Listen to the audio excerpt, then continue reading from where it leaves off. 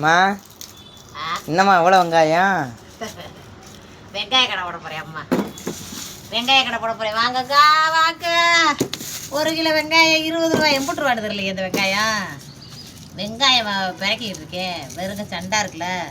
வடைக்கு தாங்க, வடைக்கு போடுற வெங்காயம் இப்படித்தான் மூட்டையாக தூக்கிக்கிறது.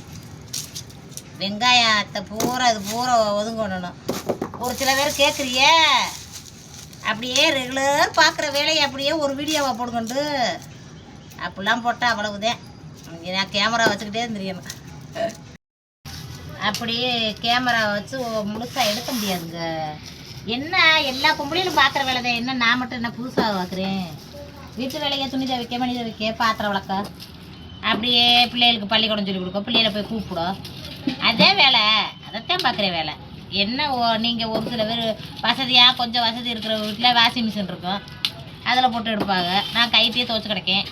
தண்ணி வெண்ணிலாம் ஒரு சில வீட்டில் ஒரு மாதிரி இருக்கும். அப்படித்தான் ஒரு சின்ன சின்ன வேலையை கொஞ்சம் அதிகம்.